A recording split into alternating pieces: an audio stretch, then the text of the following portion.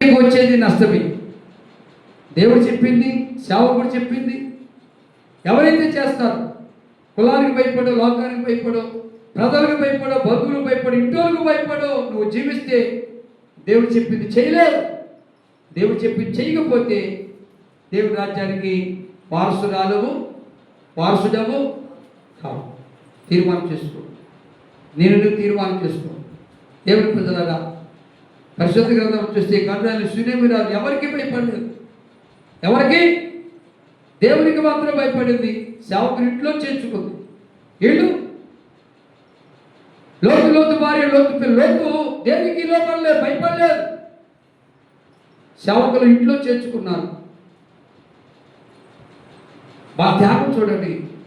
కన్యత్వము కలిగినటువంటి ఆ పిల్లలు, ఇద్దరు కూతుర్లను వాళ్ళైనా మీ ఎందుకు పంపిస్తారు, కానీ నా ఇంటికి వచ్చినటువంటి పాఠశాలను మీ ఎందుకు పంపించడానికి, అది త్యాగం. చూడండి, అది త్యాగం. మరి మనలో ఏ త్యాగం ఉంది? మనలో ఏ త్యాగం ఉంది? ఈ పగటికాల సమయంలో ఒకసారి నీవుగా ప్రశ్నించుకొని, నేను ఎంత మట్టుకు దేవుని మాట వింటున్నాను. ఆ రోజు చూస్తే పరిశుద్ధాత్మ దేవుడు ఆకాశంలో స్వరము వినబడింది, రూపాంతరం కొండపైన స్వరం వినబడింది. యోహాను గారి దగ్గర బాప్తిసం తీసుకున్నప్పుడు కూడా స్వరం వినబడింది. యేసు ప్రభు బాప్తిసం తీసుకుని ఆ ఏట్లోంచి బయటకు వస్తున్నప్పుడు, యార్దాను నది నుంచి బయటకు వస్తున్నప్పుడు పావురము ఆయన మీదకు వచ్చి వ్రాలింది.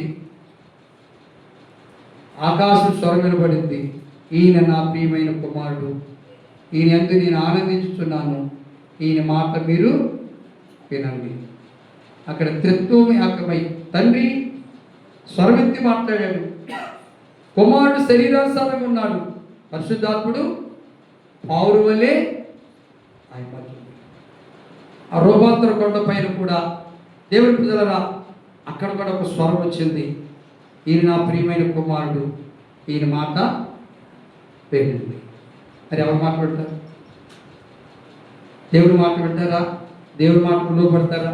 తీర్మానం చేసుకుని మోకరించండి, ప్రార్థన చేసుకుందాం. ప్రభు మాట